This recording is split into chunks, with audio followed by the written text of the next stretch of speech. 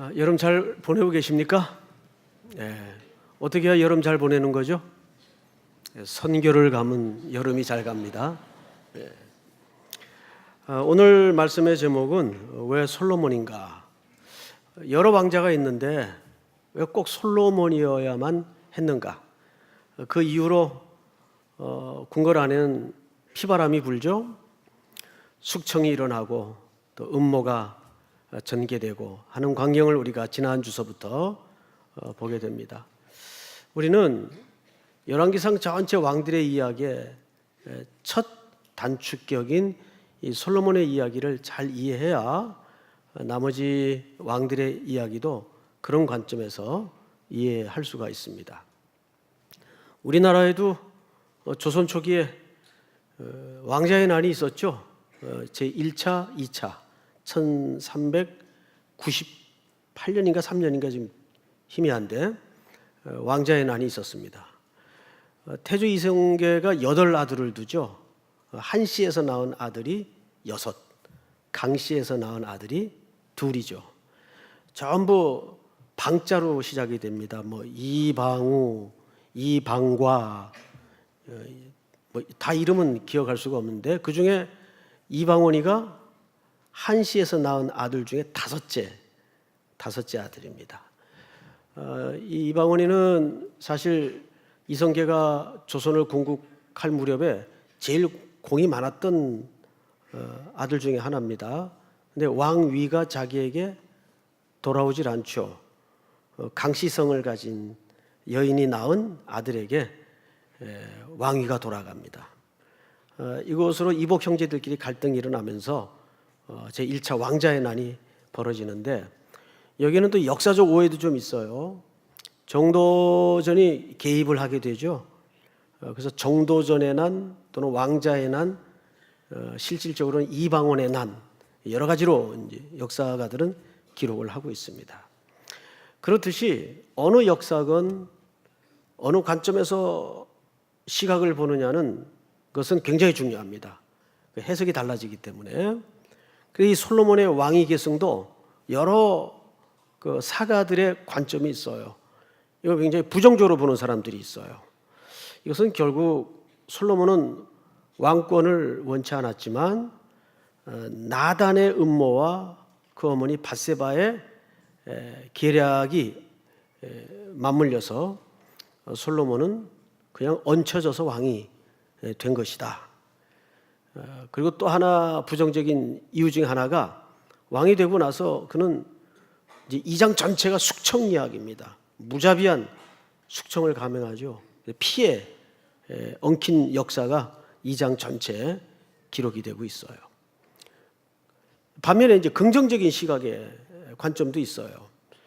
그것은 정치적인 보복으로 볼 게 아니라 다윗의 언약의 성취 관점에서 봐야 된다.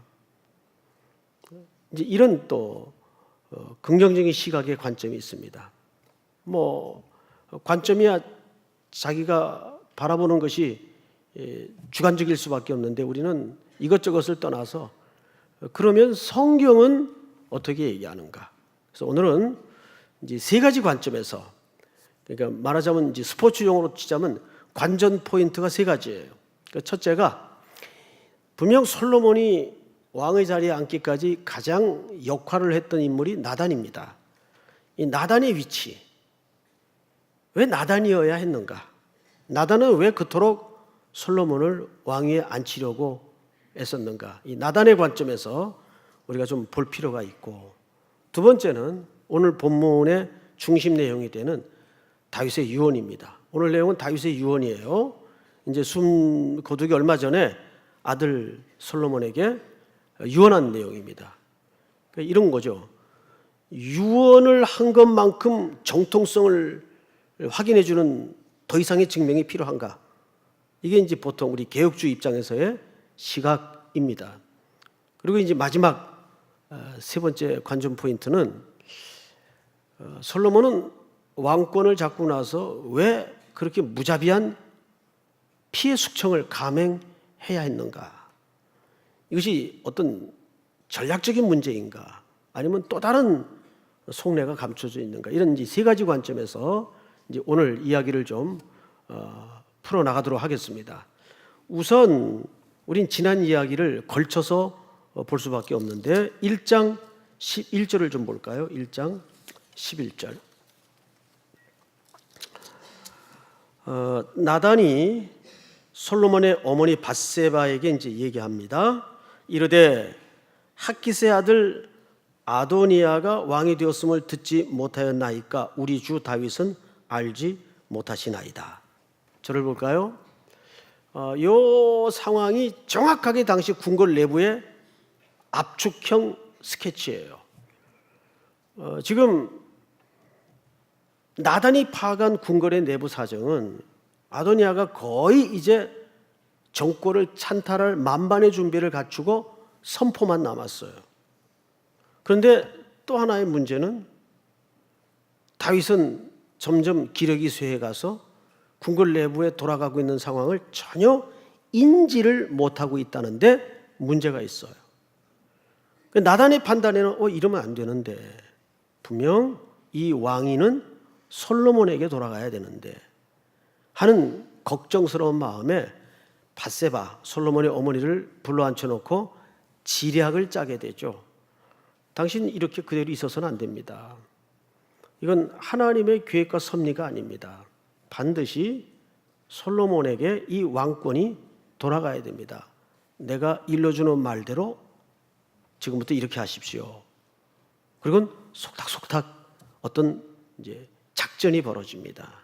그리고 밧세바는 시키는 대로 나단이 전해준 내용을 가지고 이제 병색이 짙어져가는 다윗의 침상으로 들어가죠. 몇 절을 보시냐면 15절을 보세요. 15절 한 장을 넘겨서 1장 15절입니다. 밧세바가 이에 침실에 들어가 왕에게 이르니 왕이 심히 늙었으므로 수넴 여자 아비삭이 시중 들었더라. 밧세바가 몸을 굽혀 왕께 절하니 왕이 이르되 어찌미냐 무슨 일이냐 물었던 거죠. 17절 다 같이 읽습니다. 시작. 그가 왕께 대답하되 내 주여 왕이 전에 왕의 하나님 여호와를 가리켜 여종에게 맹세하시기를 내 아들 솔로몬이 반드시 나를 이어 왕이 되어 내 왕위에 앉으리라 하셨거늘. 자, 저를 볼까요? 이거 누가 한 얘기죠? 솔로몬의 어머니 밧세바가 병들어 놓인 다윗에게 한 얘기입니다. 그런데 그 얘기 중에 무엇이 밝혀지냐 하면 여종에게 맹세하시기를 내 아들 솔로몬이 반드시 나를 이어 왕이 되어 내 왕위에 앉으리라 하셨거늘. 그러니까 다윗이 평소에 입버릇처럼 누가 다음 왕이 될 것을 얘기한 겁니까? 예, 솔로몬이 다음 왕이 될 것을 이미 언지를 주었어요. 이것이 궁궐 내부의 보편적인 정서였습니다. 반면에 법적인 계승자는 누굽니까? 아도니아입니다. 이거 아도니아가 몰랐을까요? 이런 정서를 당연히 알았죠. 당연히 알았죠. 그래서 아도니아가 음모를 꾸밉니다. 여러분 다시 앞으로 넘겨서 5절을 한번 볼까요? 그때에 핫깃의 아들 아도니아가 스스로 높여서 이르기를 내가 왕이 되리라 하고 자기를 위하여 군대를 준비하죠. 병거, 기병, 호위병 50명을 준비합니다. 이게 누구 하던 일과 똑같으냐 하면 다윗의 집을 뒤엎고 반란을 일으켜 잠시나마 왕 노릇을 했었던 압살롬의 행동과 똑같아요. 압살롬도 모반을 일으킬 때 먼저 자기를 보호할 군사를 일으켰습니다. 그리고 아도니아가 이어서 이런 음모를 꾸밉니다. 6절 그는 압살롬 다음에 태어난 자여 용모가 심히 준수한 자라 그의 아버지가 네가 어찌하여 그리하 했는가 하고 하는 말로 한 번도 그를 섭섭하게 한 일이 없었더라. 이게 막 자랐다는 얘기죠. 7절 아도니아가 스루야의 아들 요압과, 요압은 군부의 수장입니다. 제사장 아비아달 종교의 수장입니다. 자, 여러분 고대 시대에는 군부와 종교를 잡아야 정권을 잡습니다. 지난 시간에 말씀을 드렸어요. 자, 그런데 이제 이들을 불러 모아놓고 말하자면 잔치를 베풉니다. 그런데 이 잔치는 그냥 일반적인 잔치가 아니에요. 말하자면 선포식을 준비하고 있는 겁니다. 이때 여실히 아도니아의 속내가 드러난 것이 마지막 절에 보면 10절에 이렇게 돼 있어요.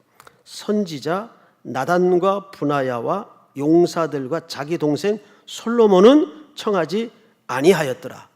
이게 일반 잔치 같으면 당연히 다른 왕자도 초대되어 있는데 솔로몬 초대돼야 됩니까? 안 돼야 됩니까? 당연히 초대돼야죠. 그런데 이 잔치는 적어도 일반 잔치가 아니라 아도니아의 음모의 한 라인에서 이해를 해야 되기 때문에 솔로몬은 배제가 됩니다. 그러니까 이 아도니아의 모든 계획은 사실상 모반에 가까운 음모가 거의 마무리 단계에 이르렀던 겁니다. 이거를 누가 정확하게 파악을 했죠? 나단이 정확하게 파악합니다. 꼭 사극 보는 것 같죠? 정확하게 나단이 파악을 해요. 그리고 이제 그 심부름으로 밧세바가 다윗 왕 앞에 들어간 겁니다. 다시 본문으로 돌아가서 몇 절을 보시냐면 18절을 보세요. 1장. 이제 아도니아가 왕이 되었어도 내 주 왕은 알지 못하시니이다.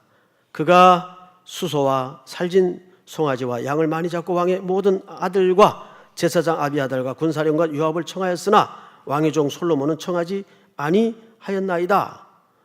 이게 팩트예요. 여기까지 하고 밧세바는 슬쩍 물러납니다. 그리고 그때 마침 근처에 나단이 대기하고 있다가 사람의 안내를 받아서 나단이 들어가요. 자, 이렇게 된 거예요. 밧세바의 역할과 나단의 역할은 달라요. 밧세바는 뭐만 전달한 겁니까? 팩트만 전달한 거예요. 그럼 이제 나단이 들어가서 뭐 해야 돼요? 그 팩트에 의미를 부여해야 됩니다. 역할이 달라요. 자, 이제부터 나단의 역할이 어떻게 되는가를 보십시다. 22절.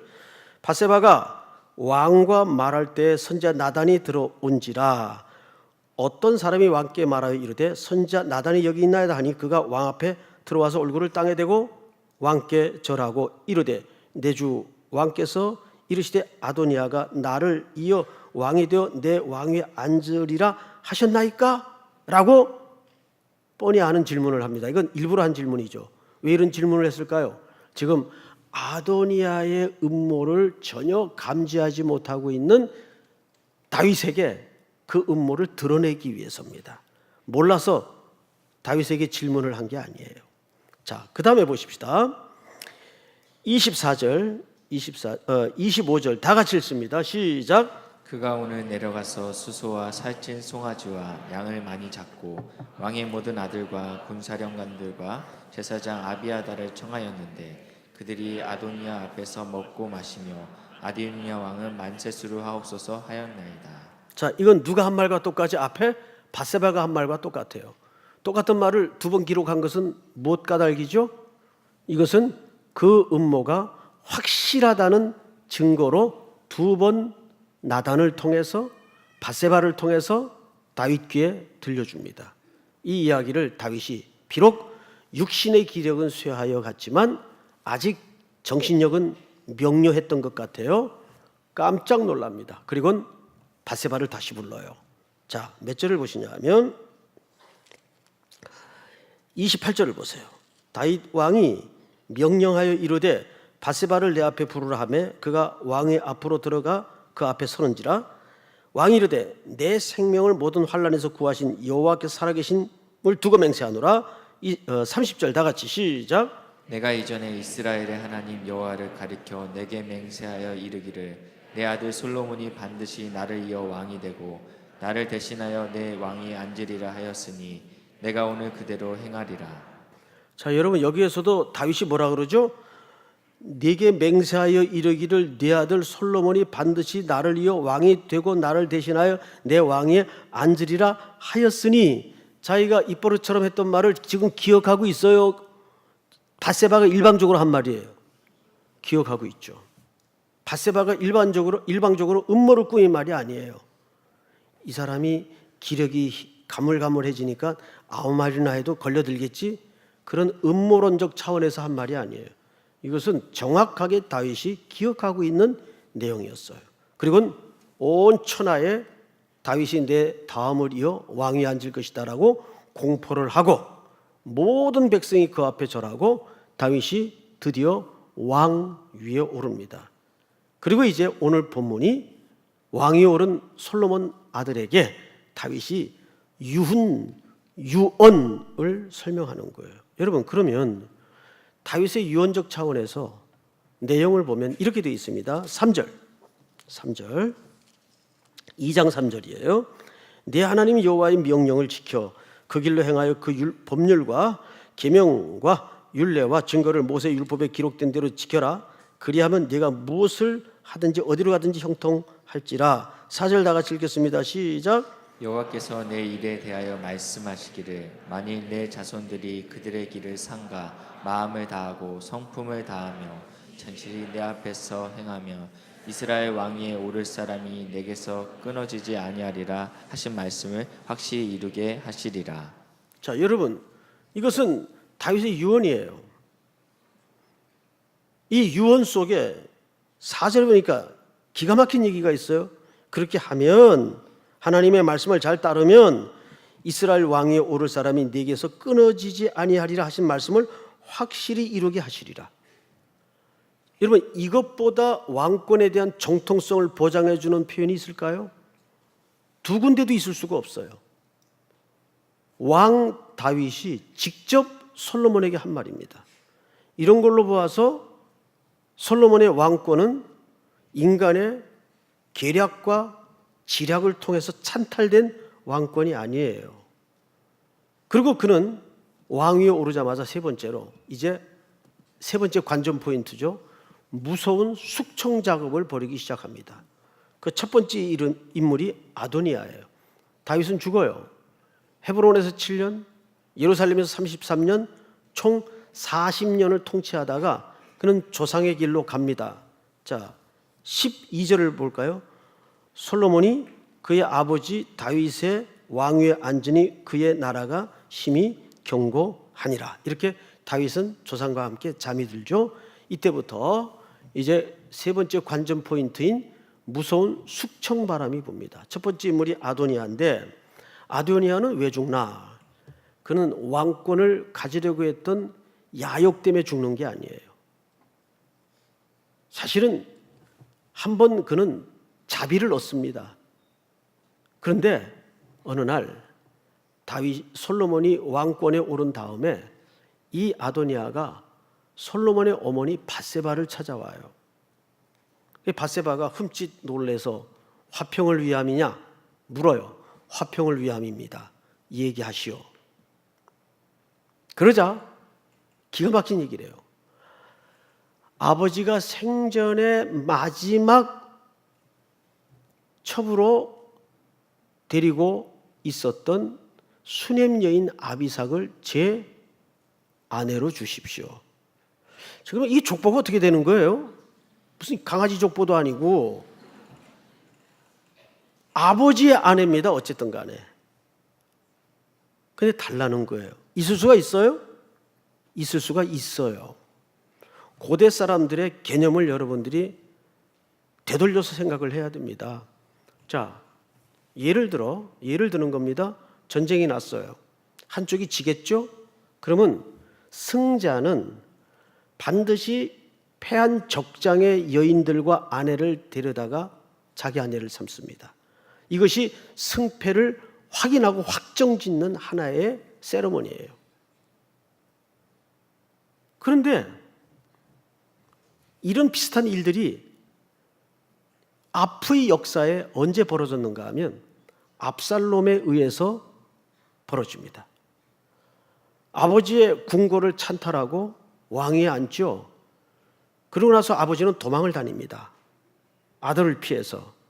그때 압살롬이 궁궐에 들어가서 궁궐 옥상에 툭 트인 천막을 쳐놓고 백주대낮에 사람들이 보는 앞에서 아버지 다윗의 여인네들을 겁탈하는 끔찍한 장면이 사무엘하에 기록되어 있어요.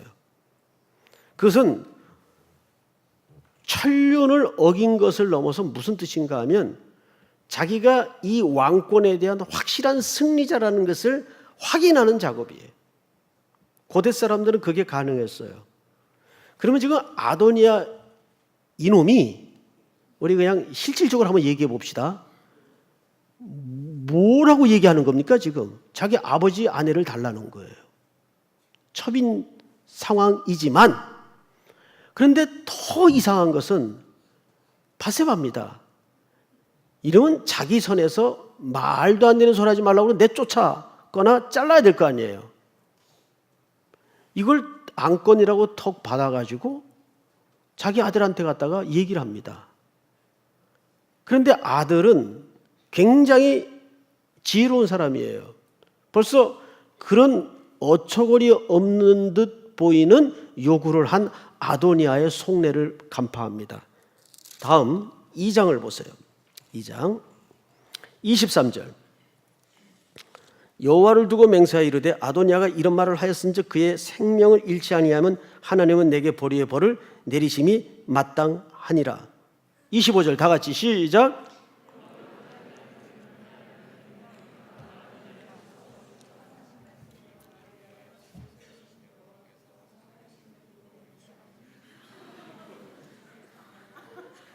끝났어요. 자, 2장 25절 맞죠? 예, 2장 25절 우리 한번 다시 읽습니다. 시작.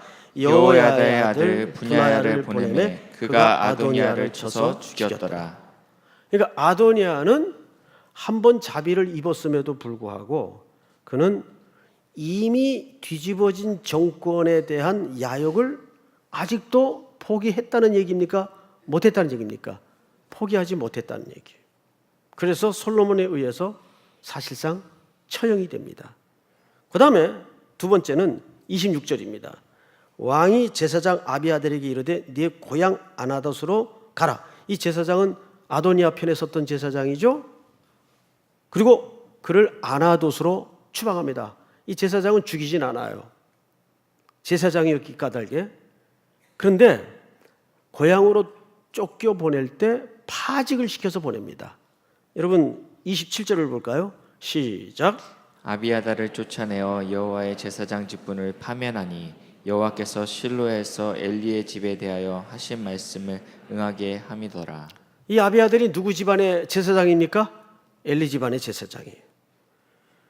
사무엘상에 보면 이 엘리 제사장에게 이미 그들 가계를 통해서 젊은이가 나지 않을 것이고 하나님의 저주가 임할 것을 그리고 모든 직분이 끊길 것을 예언합니다. 그대로 성취됩니다. 그 다음에 인물이 누구냐면 요압입니다. 요압은 군사령관이죠. 그가 죽어요. 이건 정치적인 보복이 아니에요. 그 죽은 이유를 이렇게 설명하고 있습니다. 31절을 볼까요? 왕이 이르되 그의 말과 같이 하여 그를 죽여 묻으라. 요압이 까닭 없이 흘린 피를 나와 내 아버지 집에서 네가 죄하리라. 이 말은 전쟁 때에 사람을 죽인 게 아니라 평화로울 때 자기보다 착한 사람들을 몰래 죽였어요. 그 죄를 묻는 겁니다. 자, 32절을 한번 같이 읽겠습니다. 시작. 여호와께서 요압의 피를 그의 머리에 돌려보내실 것은 그가 자기보다 의롭고 선한 두 사람을 쳤음이니 곧 이스라엘 군사령관 넬의 아들 아브넬과 유다 군사령관 예델의 아들 아마샤를 칼로 죽였음이라.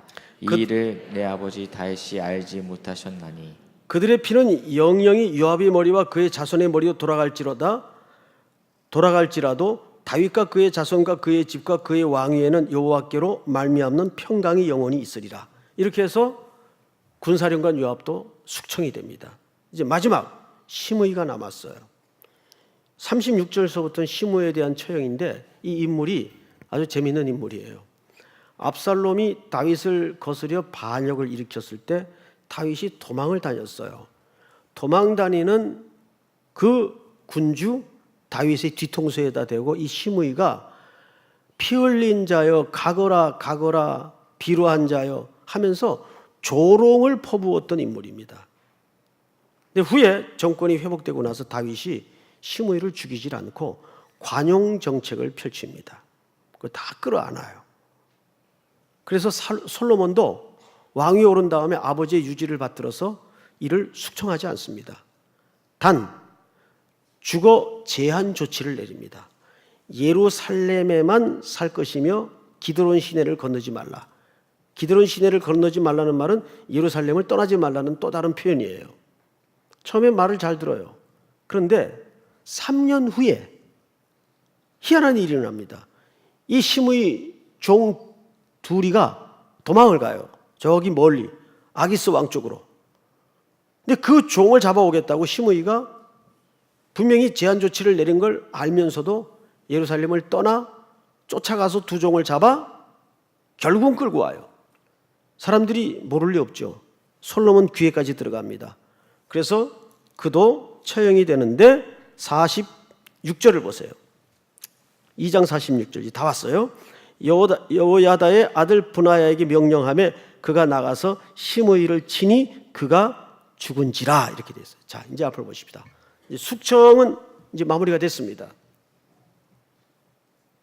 그런데 이 모든 숙청이 마무리되고 나서 그 끝에 붙은 문장 하나를 덜 읽어서는 안 됩니다.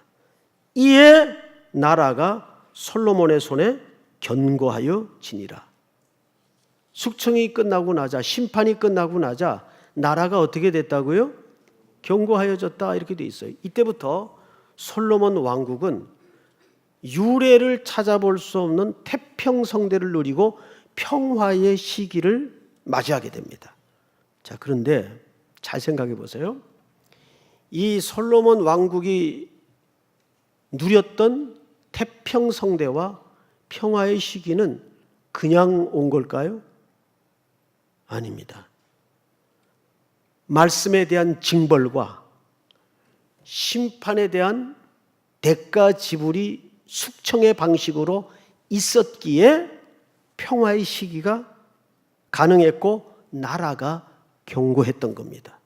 자, 오늘 이 구조를 놓쳐서는 안 돼요. 자, 그러면 이것이 솔로몬이 꼭 왕위에 앉아야 되는 명분이 될까요? 이제부터 우리는 성경신학적으로 성경 한 군데를 좀 볼 텐데 사무엘하 12장 6절을 띄워주세요. 이렇게 돼 있어요. 그가 불쌍히 여기지 아니하고 이런 일을 행하였으니 그 양 새끼를 4배나 갚아 주어야 하리라. 이 본문이 아닙니다. 그리고 자, 제가 그냥 읽겠습니다. 제가 방송실에다가 잘못 얘기를 한 것 같아요. 우리야의 아내가 다윗에게 낳은 아이를 여호와께서 치심에 심히 앓는지라 이렇게 돼 있어요. 자, 여러분, 우리야의 아내면 누굴 얘기합니까? 예, 밧세바죠. 그럼 밧세바라고 왜 안 썼을까요? 왜 하필 가슴 아프게도 전 남편의 이름이 여기 등장해야 옳았을까요? 기록자가 그거 몰랐을까요? 다윗의 죄를 정확하게 드러내고자 함이 있습니다. 그래서 우리야의 아내입니다. 이것은 전쟁 시에 다윗이 저질렀던 인생 일대의 최고의 죄악이었고 실수였습니다. 여러분, 나단 선지자의 고발과 지적을 통해서 다윗은 완전히 붕괴가 돼요. 바로 당신입니다. 이 지적 앞에 다윗은 소리도 못 내고 무너집니다. 그때 다윗이 깨달은 게 뭐죠? 우리 내면에는 의가 없구나. 선한 게 없구나. 그래서 그때야 비로소 시편을 통해서 그래서 인간에게는 중보자가 오셔야 했구나. 오실 그리스도를 바라보게 됩니다. 밧세바 사건을 통해서. 그래서 이 밧세바 사건은 굉장히 중요한 사건이에요. 인간이 누구냐를 이 사건보다 잘 드러내는 모형은 없기 때문입니다. 그렇게 우리아는 전장에서 피 한 방울 손에 안 묻히고 살인을 당하죠. 그리고 밧세바는 다윗의 아내가 됩니다. 잉태했던 그 아이가 태어났지만 성경은 정확하게 뭐라고 표현을 하는가 하면 우리아의 아내가 다윗에게 낳은 아이를 여호와께서 치심에 심히 앓는지라. 그러니까 우리아가 잉태했던 그 아이는 사실상 누가 치신 겁니까? 하나님이 치신 거예요. 다윗의 죄에 대한 대가를 지불하신 겁니다. 그리고 나서 본문을 다시 한번 보십시다. 사무엘하 12장을 띄워주세요. 다윗이 시작. 다윗이 그의 아내 밧세바를 위로하고 그에게 들어가 그와 동침하였더니 그가 아들을 낳음에 그의 이름을 솔로몬이라 하니라. 여호와께서 그를 사랑하사 계속해서 선지자 나단을 보내 그의 이름을 여디디아라 하시니 이는 여호와께서 사랑하셨기 때문이더라. 그 하나님의 심판격인 아이의 죽음이 있고 나서 하나님이 이제 그 용서와 구원과 회복의 차원에서 주신 아들이 누구죠? 솔로몬이에요. 솔로몬은 그냥 얻어진 아들이 아니에요. 뭘 통해서 얻어졌죠? 죄에 대한 심판을 통해서 솔로몬이 얻어집니다. 그리고 솔로몬에게 나단 선지자를 통해서 또 하나의 이름이 붙여지는데 여디디아라는 이름이 붙여져요. 솔로몬의 또 다른 이름인 거 알고 계셨습니까? 근데 그 여디디아라는 이름 뜻이 무슨 뜻인가 하면 하나님께로부터 사랑을 입은 자, 용서를 받은 자, 우리식으로 얘기하면 구원을 받은 자란 뜻입니다. 여러분, 이와 똑같은 이름으로 불려졌던 또 한 명의 인물이 있죠. 누구죠? 그리스도입니다.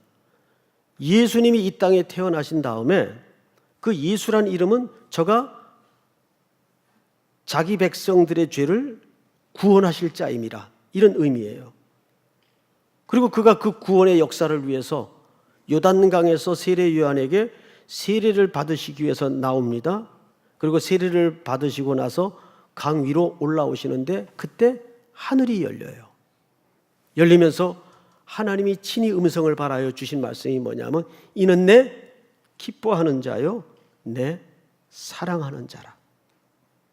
그러니까 솔로몬의 이 일생 속에는 누구의 예표가 감추어져 있는 겁니까? 오실 그리스도의 예표가 감춰져 있는 거예요. 솔로몬의 왕국이 평화의 시대를 누렸지만 심판이 전개되었고 죄에 대한 대가가 지불된 후의 결과로 평화가 왔듯이, 여러분, 우리에게 주어진 구원, 우리에게 주어진 하늘의 샬롬은 그냥 온 걸까요?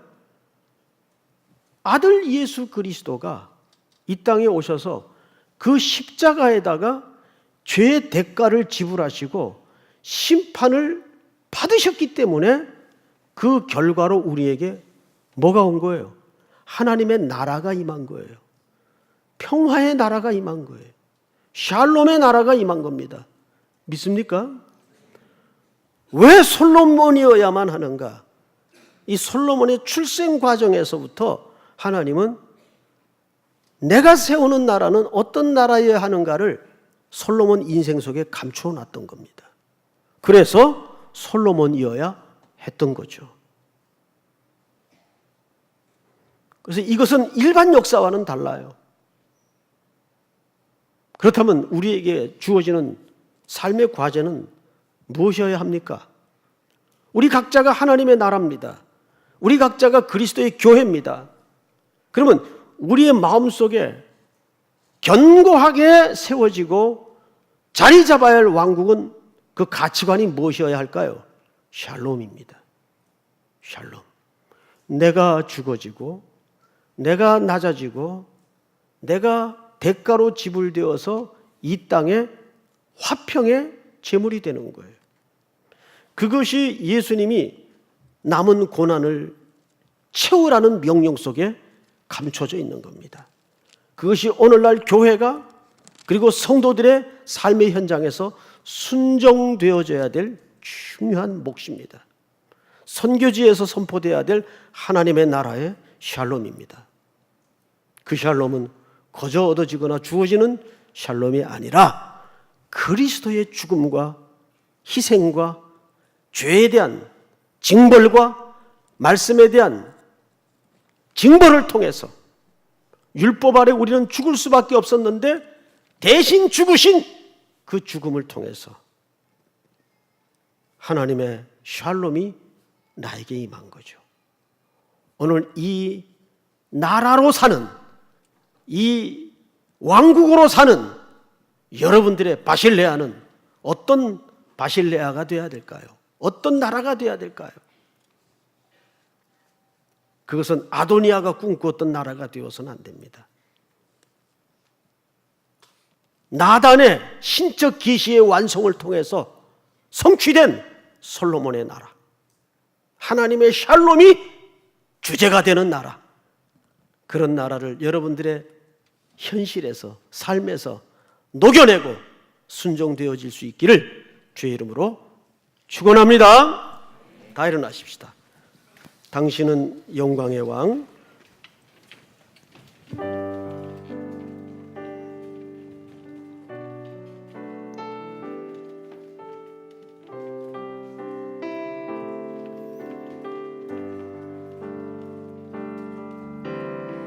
당신은 영광의 왕,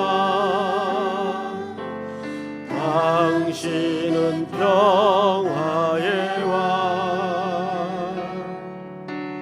당신은 하늘과 땅의 주, 당신은 정의의 천사가 무릎 꿇고 예배하고 찬송하네. 영원한 생명 말씀, 당신은 예수 그리스도 주. 호산나 다윗의 자손께, 호산나 물러왕 중의 왕, 높은 하늘엔 영광은 예수 주 메시아. 호산나 다윗의 자손께, 다윗의 자손께, 호산나 물러왕 중의 왕, 높은 하늘엔 영광은 예수 주 메시아. 우리 한번 기도합시다. 다 같이 머리 숙여 눈을 감고, 먼저는 오늘 주신 말씀을 다시 한번 단단히 붙드는 시간이 되기를 원합니다. 우리 각자는 주의 나라로 삽니다. 그 나라의 가치는 어떤 가치여야 합니까?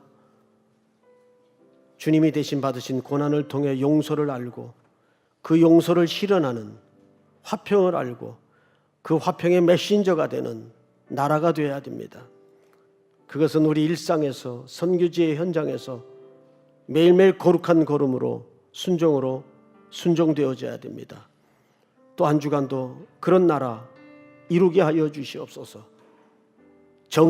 정의의 칼로 단죄만 하는 나라가 아니라, 늘 논리적으로 옳고 그름만 따지는 나라가 아니라, 기꺼이 끌어안고 손해보며 낮아지며 헐벗고 줄이며 다른 사람들이 이타적으로 유익을 보는 나라, 그것으로 기쁨을 갖는 나라. 내가 너희에게 평안을 끼치노니 내가 주는 평안은 세상이 주는 것 같지 아니하니라. 그것이 주님이 꿈꾸었던 나라의 실체입니다.